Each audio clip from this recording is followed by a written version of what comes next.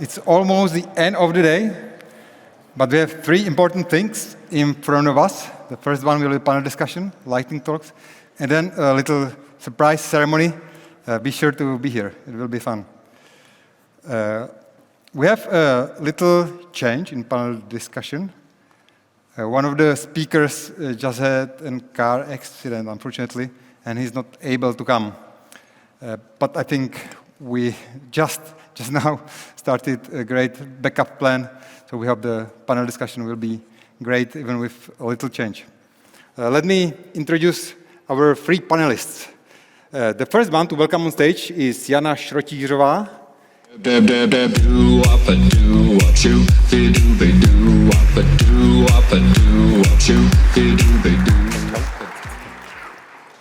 The second panelist is Lubo Šmid.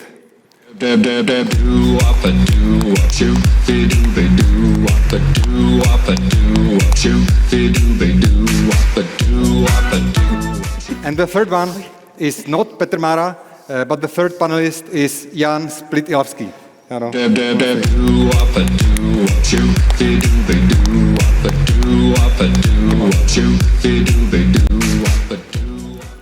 Okay, we did a little change, but we will stick with the topic, which is future of mobile. And I will first introduce each of the panelists with a little question for the beginning.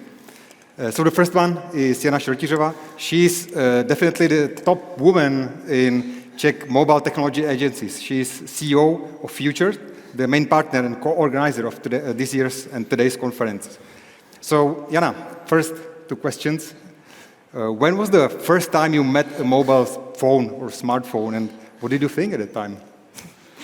Thank you, Michal, firstly, for the invitation to this discussion and for that kind introduction. I remember both my first mobile phone and my first smartphone as well. Mobile phone, it was Alcatel One Touch Club with two-row display, and it was orange, very cool. And when first smartphones appeared, I was not definitely an early adopter, but pure mainstream. And I have some 12 years ago HTC. And what was my biggest mistake, or what I was wrong the most about, was that my persuasion that I will never ever use this device for shopping. And you did? Definitely, in few years. Okay, the next panelist, Lubo Šmid, co-founder and CEO of STRV, an agency that worked for Porsche, Tinder, or Arnold Schwarzenegger.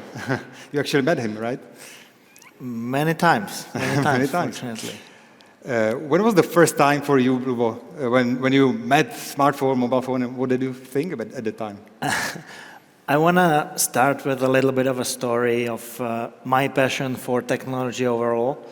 And so when I was in high school, I convinced my brother to help me to get my first iPhone.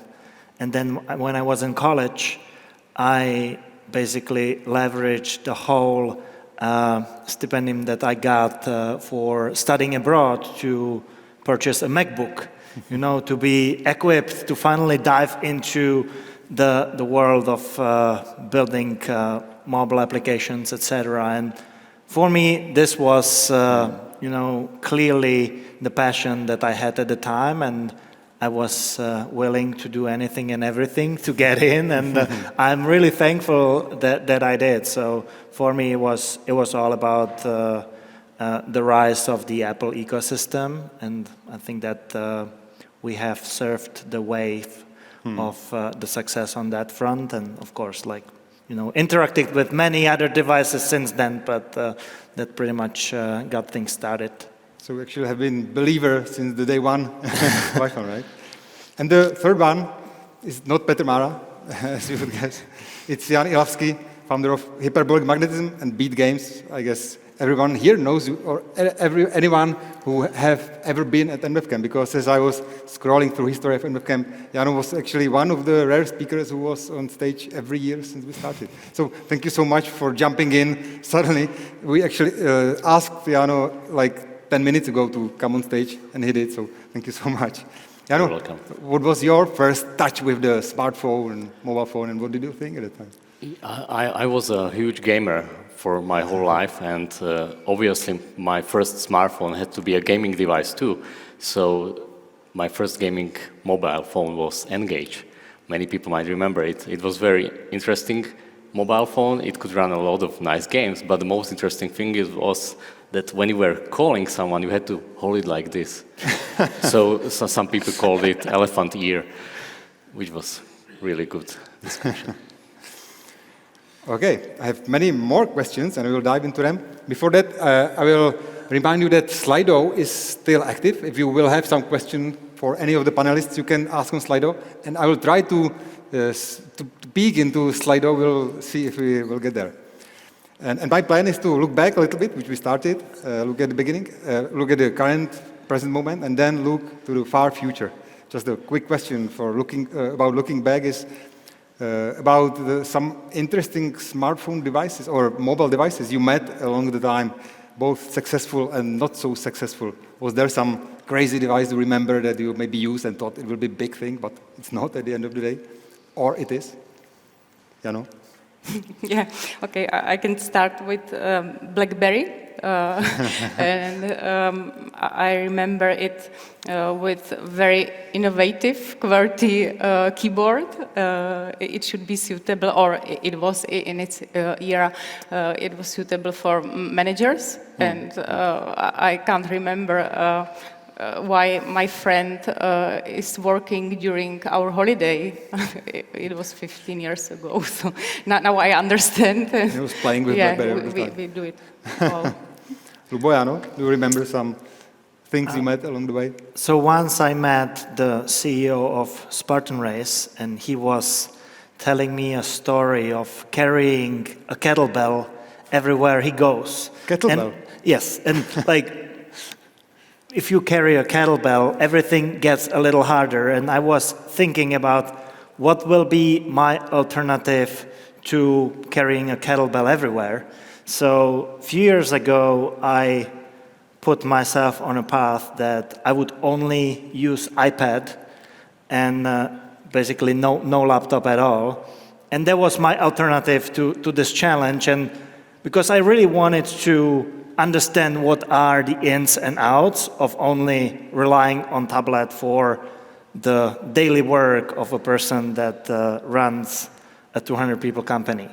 And so I really like the device, but what I have learned over the almost 2 years that I solely relied on the device, that there are some great use cases and there are some terrible ones. So I had to learn a lot of weird shortcuts, how to overcome things, and ultimately it really died with the rise of the Web3 boom, when I realized that it was suddenly not possible to do certain things.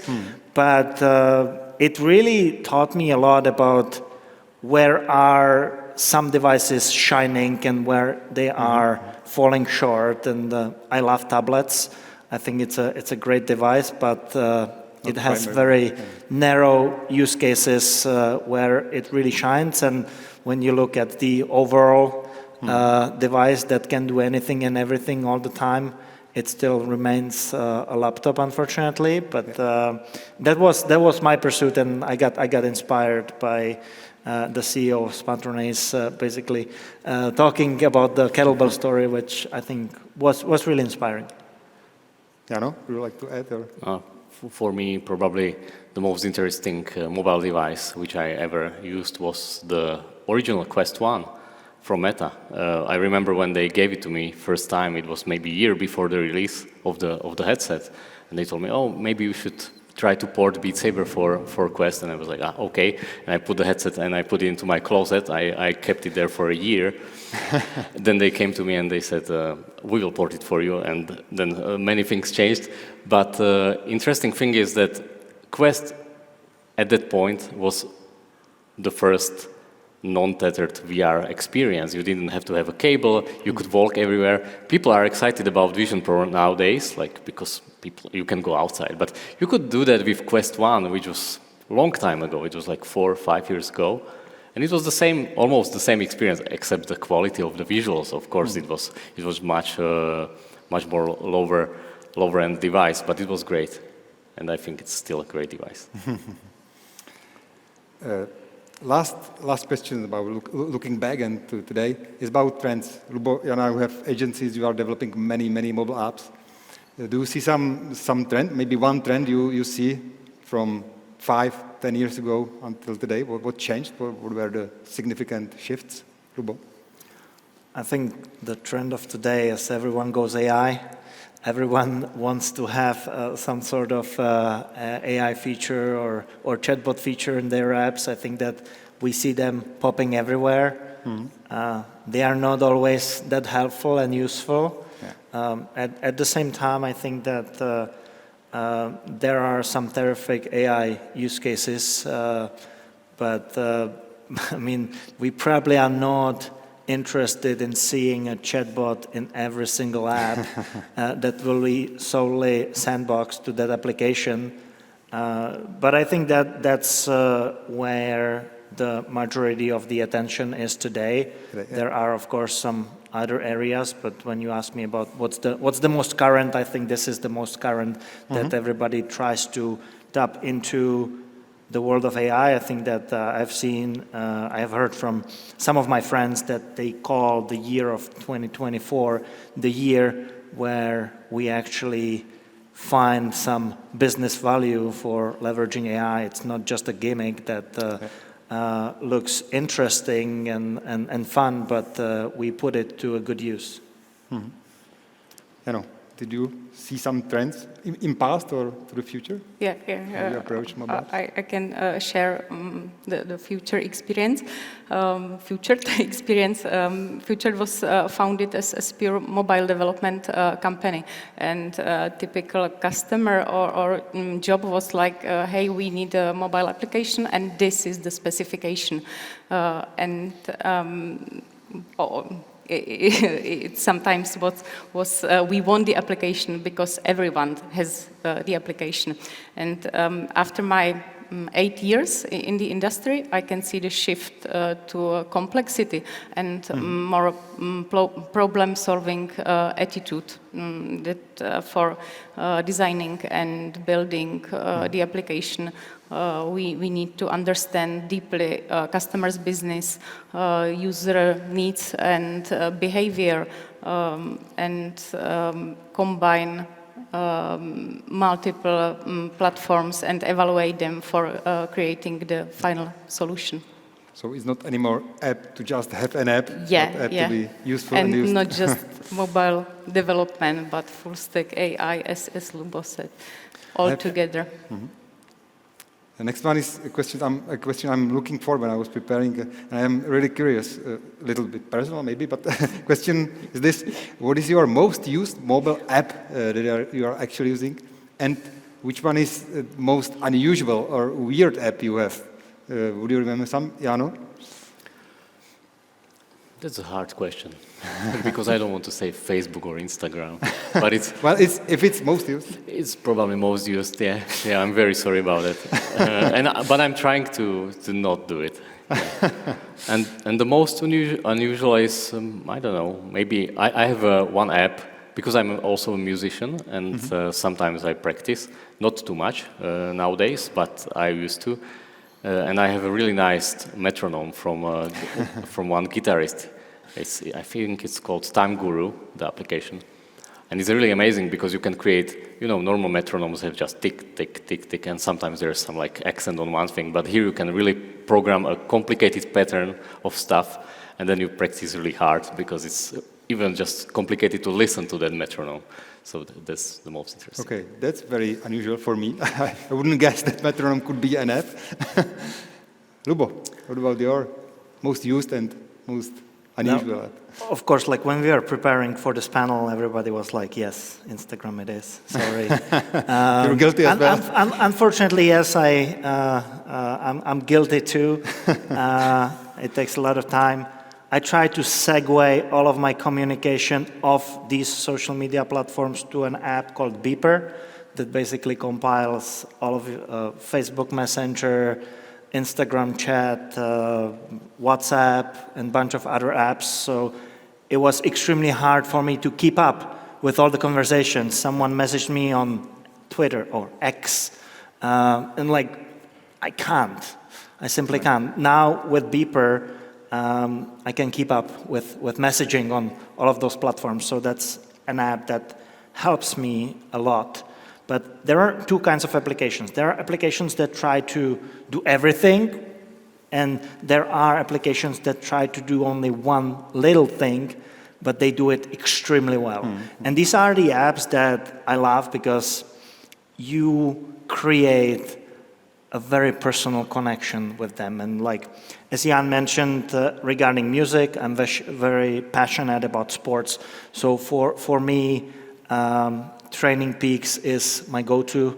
That's where I have my daily training program from my coach.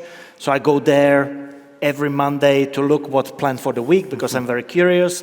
And then I check it multiple times a day to remind myself what either I have done and completed, so I can, feel good that I have already done everything, or what's waiting for me for the next day.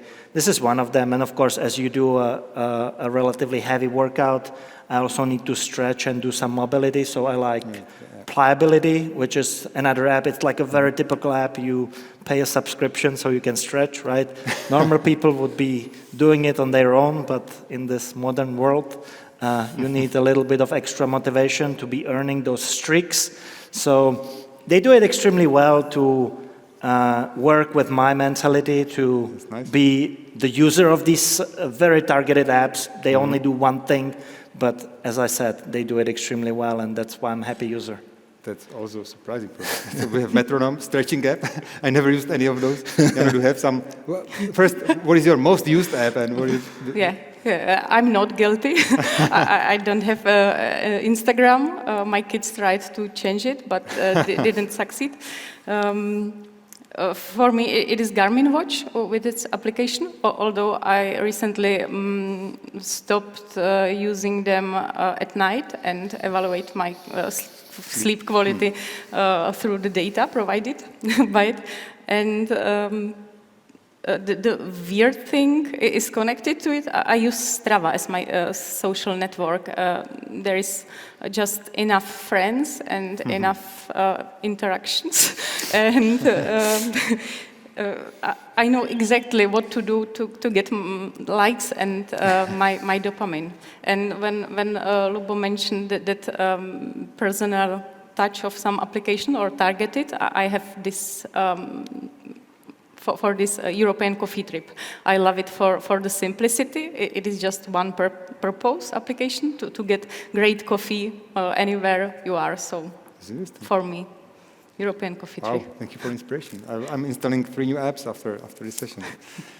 Okay, let's look forward. What is the future of mobile? And my first question is about devices. Have you met, or what interesting new apps or devices have you tried recently? Those you can talk about here publicly, of course. Whoever wants to start? Do you want to start? Jana? I'm not sure. Like, obviously, we can talk about VR here, which I know a little bit more than I can talk about. Of course. But of course, for me, the future of mobile, or generally in mobile devices, is can go to VR when it's extremely comfortable to wear any VR.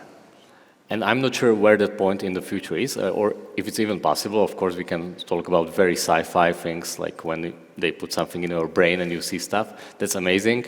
Then obviously you won't need mobile. Why would you? Why would you?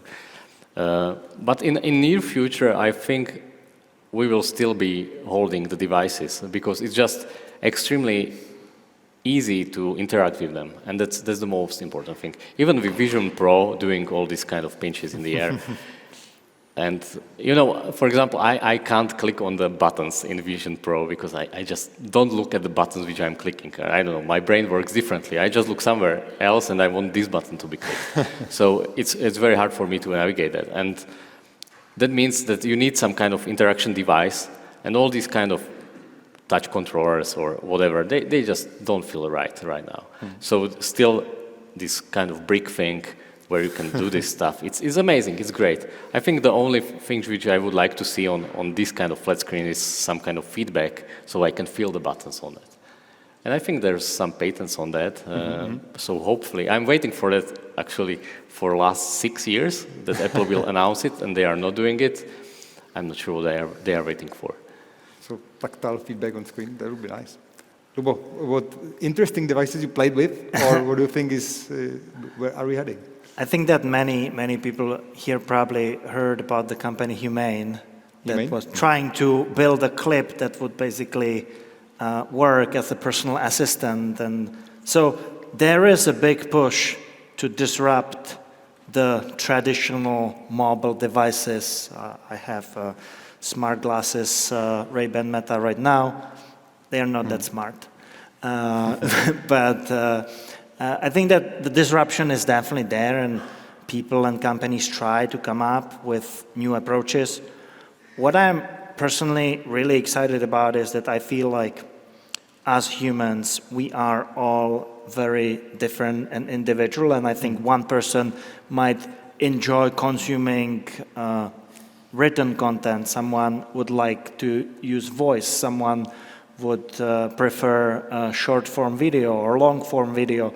And I feel like creating an environment where we can really personalize how we interact with the devices, so it's not always through a touch screen. It could be audio, it could be video. I think that to me is extremely appealing. I think when we look at the power of ChatGPT today, for example, and we compare it to how dumb Siri is, it's super sad that we do have the device, right? Siri is embedded in our homes, right? Someone might have a HomePod or Alexa or a different device, and we do have a technology that I think is setting this apart, but we can't really use it on the device that is everywhere. So I hope that this is going to get fixed, because I'm a big proponent that not every time it's picking up a mobile phone and doing something with it, but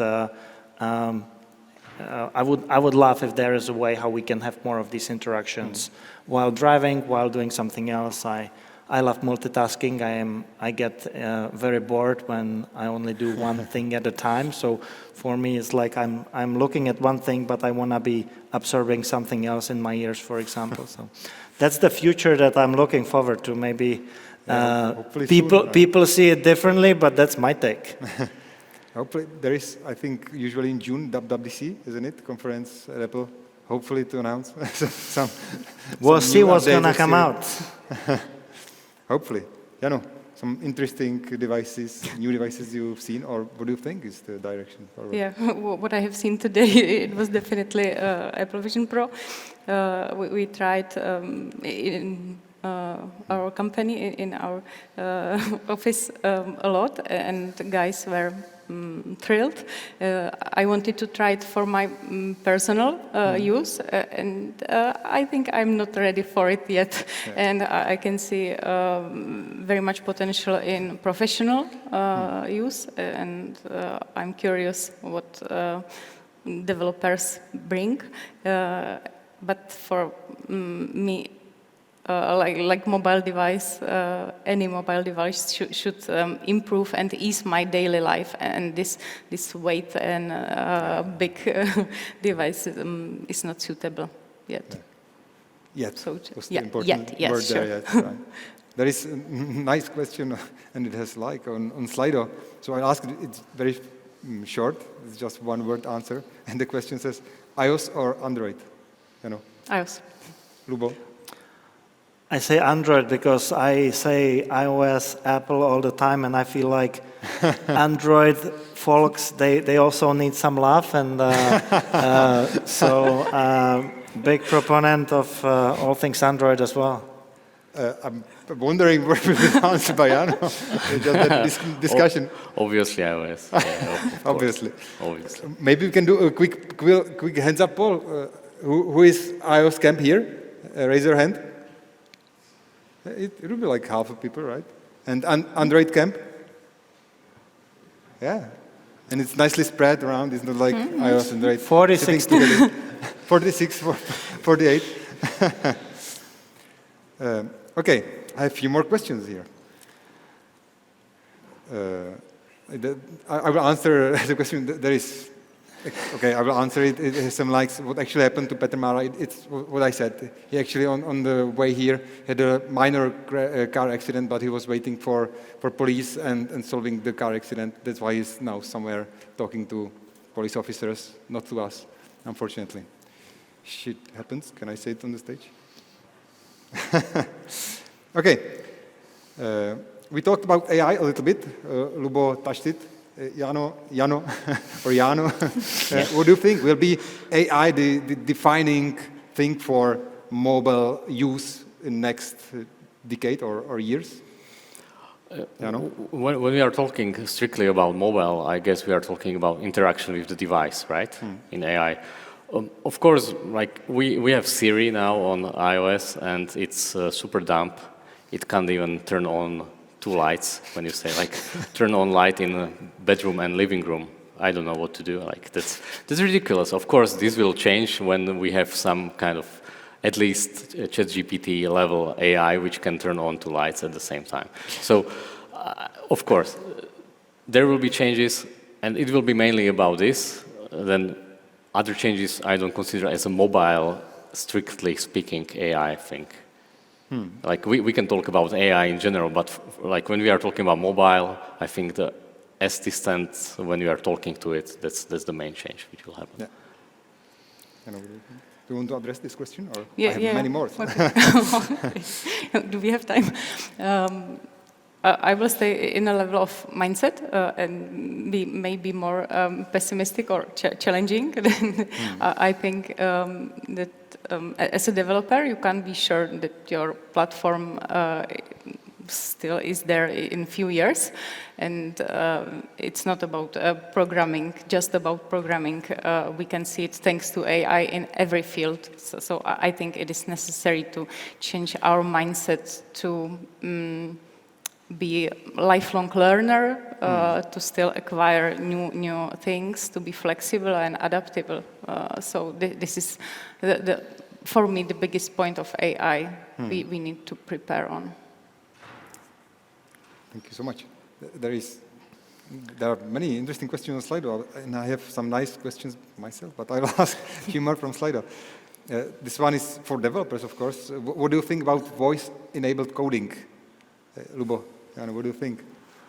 I think voice is one of the ways how to give inputs to a device. Of course, there are other ways how we can interact. To me, it should certainly be feasible.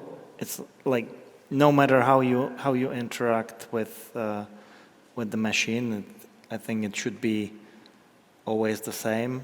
I think what we should be aiming for is to achieve something that Neuralink is trying to achieve, that you can basically just collect your thoughts and send them to a computer and do the magic there. But I feel like the only question is the speed, right? Are you able to translate what's happening in your head to a machine faster through typing on a keyboard or through your voice? And voice is unfortunately a little slow way of communicating, but it's a very convenient one, right? You can do it while driving a car, you can do it... Code in the car while driving?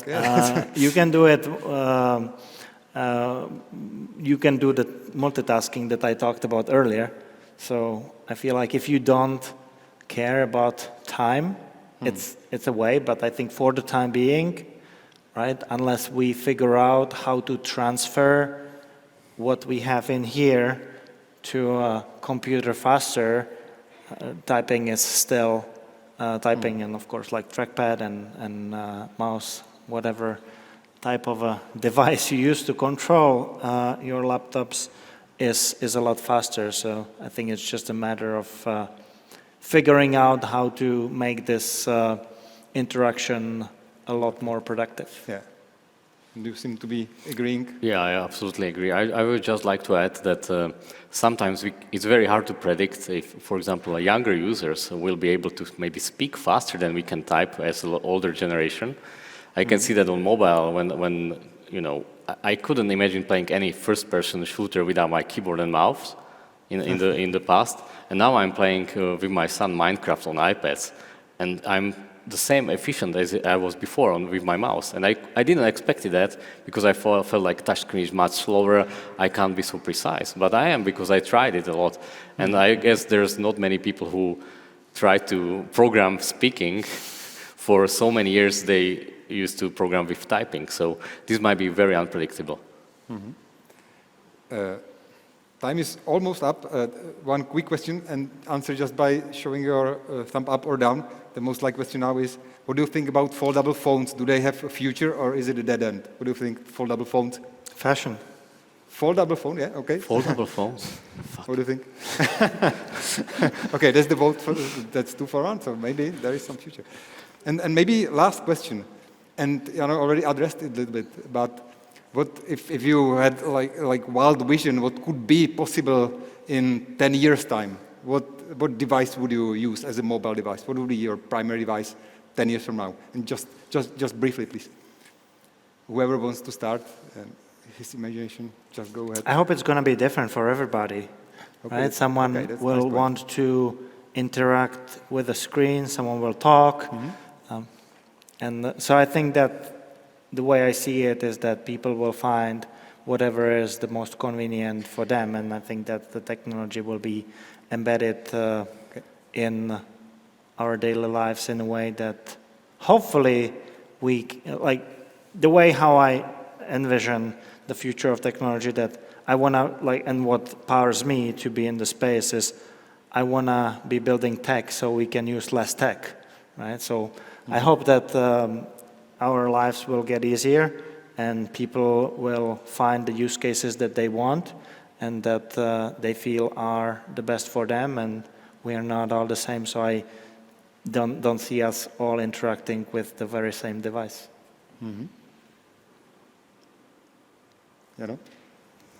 I'm very bad or weak in imagination.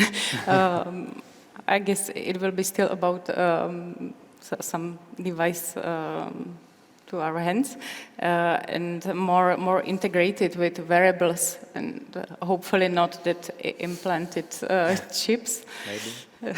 So I think this is the way, and I hope there will be still some direction, like initiative to anti-social behavior that we want to be not back to the trees, but still keep some life and warm contact. So I don't want to imagine the world with Apple Vision on all of us. On everyone's head. Yeah, Imagine that would be weird.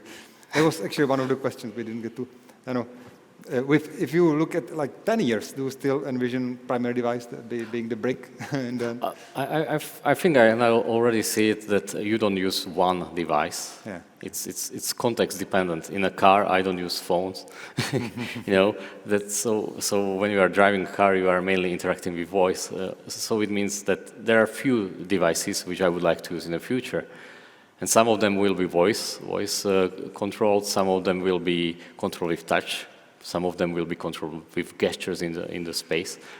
And so there's no one device. I doubt that there will be one device. Maybe you will be able to carry it and maybe plug it into the car. It's already somehow there. But still, I have a desktop PC. I have an iPad. I have Vision Pro, iPhone, all these kind of cars and so on. So I guess for me, there is no one device in the future. There's more devices. Perfect. Our time is up. I would be discussing for a few more hours, but we have to give a space for the next program. Jano, Lubo, Jano, thank you so much for being here. Thank you so much for being part of this. Thank you. Thank you.